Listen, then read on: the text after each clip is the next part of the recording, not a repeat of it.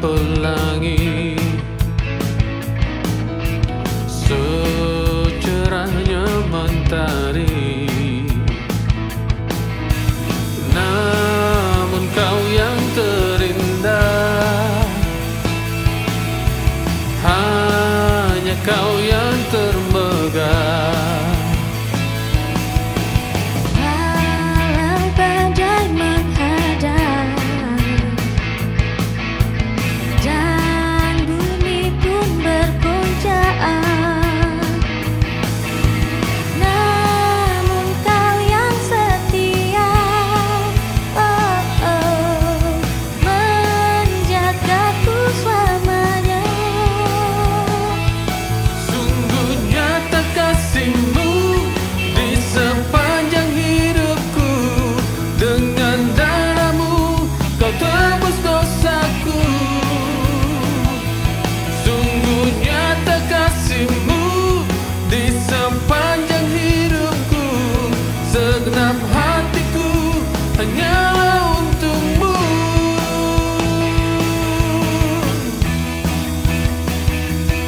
Yeah, yeah.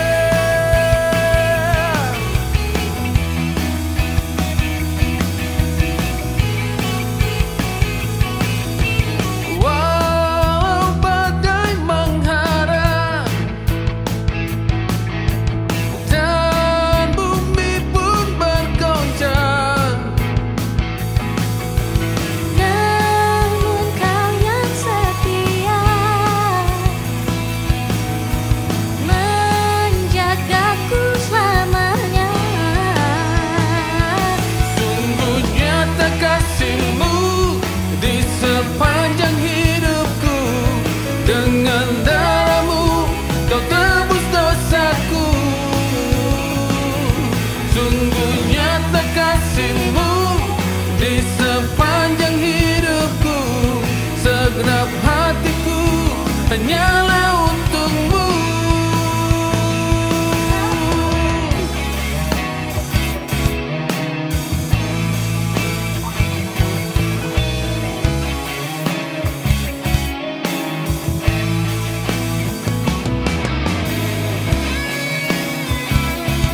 Yeah, yeah.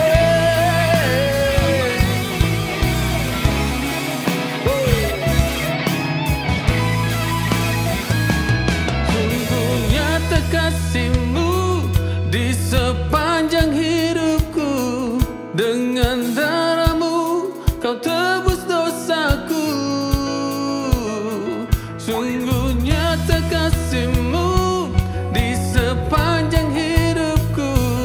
Segenap hatiku hanyalah untuk-Mu. Sungguh nyata kasih-Mu di sepanjang hidupku. Dengan darah-Mu kau tebus dosaku. Sungguh nyata kasih-Mu di sepanjang hidupku. Segenap hatiku hanyalah untuk-Mu. Segenap hatiku hanyalah untuk-Mu. Segenap hatiku hanyalah untuk-Mu.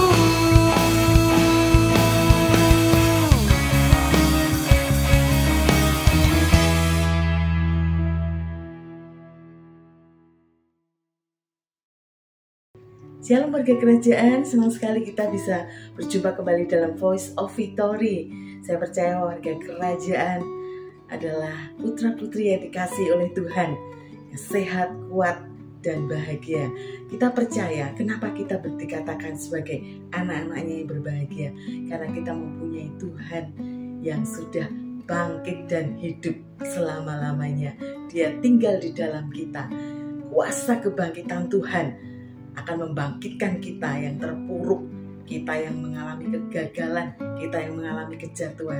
Kita bisa bangkit kembali, sebab kebangkitannya adalah kebangkitan kita.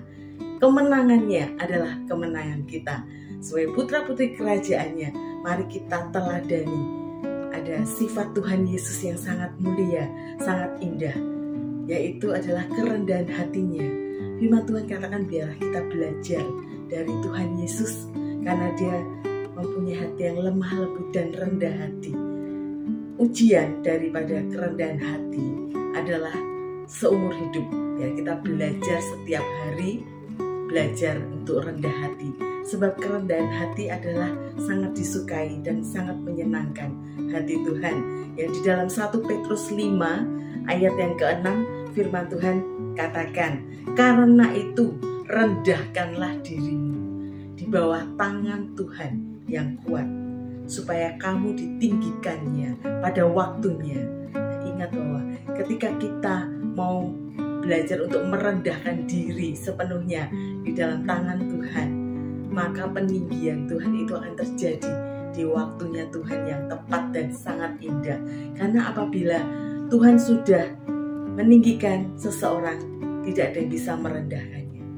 Apabila Tuhan sudah membuka pintu berkat buat kita, tidak ada yang bisa menutupnya. Firman Tuhan juga katakan, barang siapa merendahkan diri, dia akan ditinggikannya.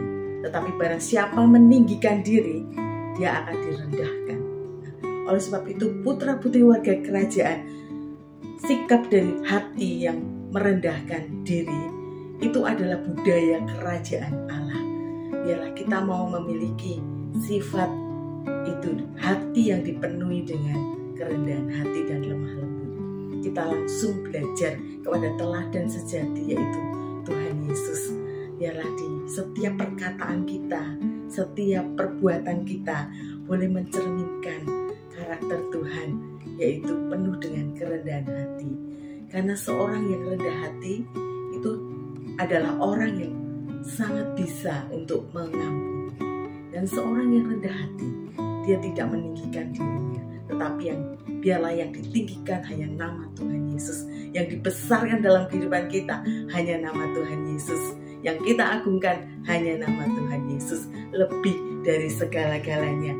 Karena sepintar-pintarnya kita, sekaya-kayanya kita, sehebat-hebatnya kita ini sangat terbatas.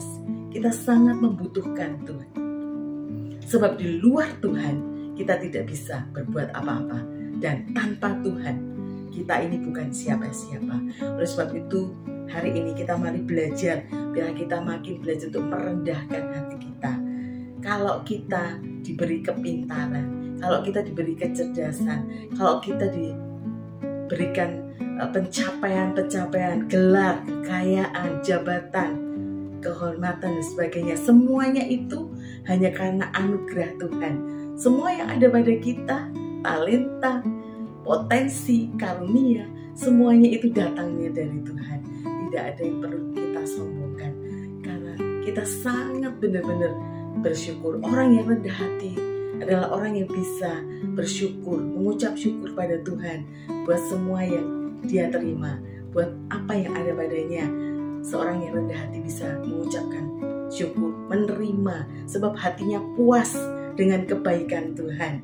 Ya, kita melihat bahwa kalau kita belajar untuk rendah hati, kita lihat bahwa ada PD, ya, percaya diri.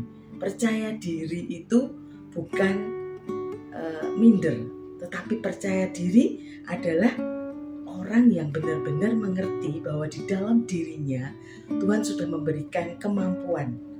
Itu seperti modal yang luar biasa yang Tuhan berikan. Tuhan memberikan kapasitas dalam hidup seseorang. Tuhan sudah memberikan karunia yang banyak di dalam kehidupannya. Dan seorang yang percaya diri, dia pasti akan bisa mengembangkan semua talenta yang Tuhan berikan. Itu adalah suatu kepercayaan. Kita bisa mengelola semua yang Tuhan percayakan dengan baik dan menjadi berkat bagi banyak orang. Dan sungguh-sungguh kita bisa, hidup kita ini bisa memberkati banyak orang melalui segala yang Tuhan berikan, yang Tuhan percayakan di dalam kehidupan kita. Kalau kita dipercayai Tuhan gelar jabatan, dipercayai jemaat, dipercayai kekayaan, dipercayai jabatan-jabatan, gelar dan sebagainya, semuanya itu hanya karena kasih karunia Tuhan.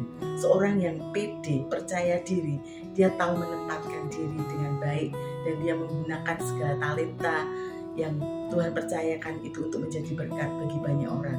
Dan PD yang kedua adalah percayai Dia. Kalau kita benar-benar kita tahu bahwa kita sangat membutuhkan Tuhan, kita itu sangat percaya kepada Tuhan, bergantung penuh kepada Tuhan, bukan mengandalkan kekuatan kita sendiri.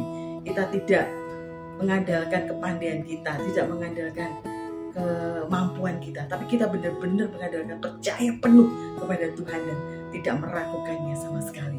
Kita benar-benar mau merendahkan hati di hadapan Tuhan, dan Tuhan yang akan ditinggikan. Biarlah Dia harus makin bertambah dan kita akan makin berkurang. Nama Tuhan yang ditinggikan di dalam kehidupan kita.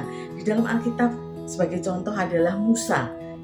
Musa adalah seorang yang sangat lemah lembut hatinya ya. Di dalam kitab Bilangan 12 ayat 3 dikatakan, adapun Musa ialah seorang yang sangat lemah lembut hatinya, lebih dari setiap manusia yang ada di atas muka bumi ini. Musa pernah berkata kepada Tuhan, Tuhan, aku ini gak pandai bicara, aku petah lidah. Tetapi Tuhan melihat hati Musa. Bahkan dikatakan di sini Musa itu orang yang sangat lemah lembut, ya, sangat rendah hati. Maka kelemah lembutan hatinya itu tidak dimiliki oleh orang yang ada di atas muka bumi ini, ya, terlalu lemah lembut.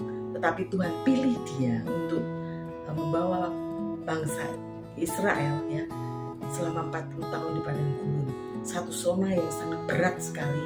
Dia memimpin sebuah bangsa yang tegar tengkuk, yang keras kepala dan pemberontak, tidak bisa mengucap syukur.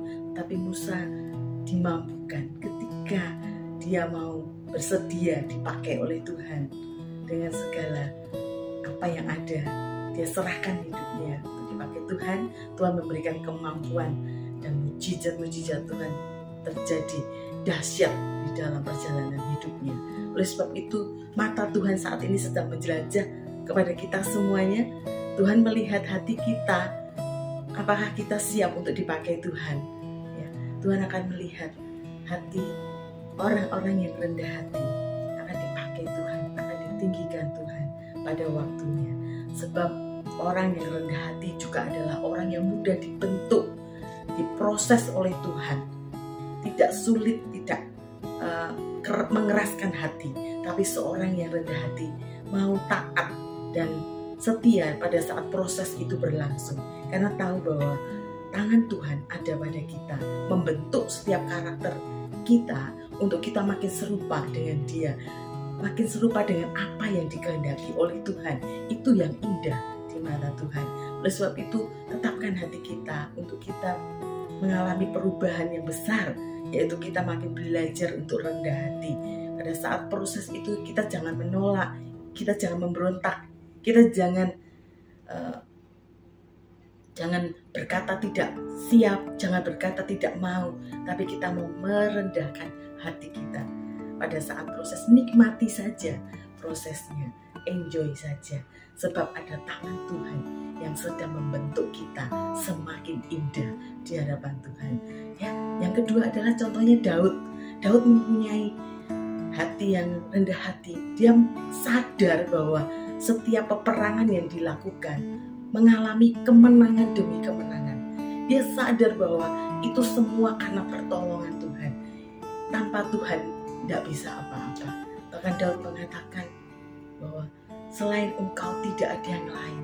Sekalipun hatiku dan dagingku habis lenyap, Engkaulah Allahku, gunung batuku, tetap untuk selama-lamanya, bagianku selama-lamanya. Ketergantungan Daud kepada Tuhan sangat indah, saudara, yang membawa Daud untuk dipromosikan Tuhan lebih lagi. Oleh sebab itu, semakin kita merendahkan hati kita di hadapan Tuhan, semakin menyukakan hati Tuhan, dan hidup kita bisa memancarkan kasih Tuhan. Nah saudara, seorang yang rendah hati akan menerima segala janji-janji Tuhan yang dahsyat akan tergenapi dalam kehidupannya. Yang pertama, Tuhan akan memberkati setiap orang yang mau rendah hati. Di dalam Yesaya 66 ayat yang kedua, firman Tuhan katakan, Tuhan akan memberkati orang-orang yang rendah hati dan remuk jiwa dan yang remuk hatinya. Nah, saudara, berkat yang terbaik selalu ada diberikan kepada orang-orang yang rendah hati. Tuhan menyediakan segala pemeliharaannya. Tuhan menyediakan segala berkat yang terhebat di dalam kehidupannya. Nah, yang kedua, bahwa Tuhan akan memberkati dengan apa? Dengan Tuhan akan menuntun jalan atau langkah-langkah orang yang rendah hati. Mazmur 25 ayat yang ke-9, firman Tuhan katakan, Ia menuntun orang-orang yang rendah hati dalam apa yang benar dan mengajarkan jalannya kepada mereka. Berbahagialah orang yang rendah hati, karena jalan-jalannya akan dituntun Tuhan, tidak akan salah arah, tetapi Tuhan akan menuntun step by step dalam kehidupannya untuk dibawa ke dalam rencananya yang luar biasa, ke dalam tujuannya Tuhan, menggenapi rencana Tuhan. Oleh sebab itu kita harus bersyukur dan bersukacita, biarlah kita menjadi orang-orang yang rendah hati. Yang ketiga, orang yang rendah hati, Tuhan akan memberikan ketenangan. Ya, Matius 11 ayat yang ke-29c, firman Tuhan katakan, karena aku rendah hati dan lemah lembut, dan jiwamu akan mendapatkan ketenangan. Kalau kita mengalami stres yang hebat di tengah badai yang sangat luar biasa terjadi dalam kehidupan kita, mungkin tekanan-tekanan hidup yang bisa membuat kita stres, yang membuat kita panik, membuat kita bingung. Ingat, kalau kita mau merendahkan hati di hadapan Tuhan, Tuhan akan memberikan kita ketenangan. Dunia tidak akan pernah bisa memberikan ketenangan yang semacam ini. So, ini hanya produk dari surga, dan hanya Tuhan Yesus yang sanggup memberikan kepada kita. Dari stres diberikan, diganti, diubahkan menjadi rest, ketenangan yang dahsyat. Oleh sebab itu, putra-putri warga kerajaan, mari kita sama-sama kita mau belajar terus untuk merendahkan hati di hadapan Tuhan. Maka hidup kita akan terpancar sinar kemuliaan Tuhan, kasih Tuhan akan terpancar. Kita minta hati seperti hatinya Tuhan. Biarlah hidup kita siapkan untuk dipakai Tuhan sebagai alat kemuliaannya yang memancarkan kasih Tuhan, dan nama Tuhan saja yang ditinggikan dalam kehidupan kita. Tuhan Yesus memberkati kita semuanya. Semangat, haleluya.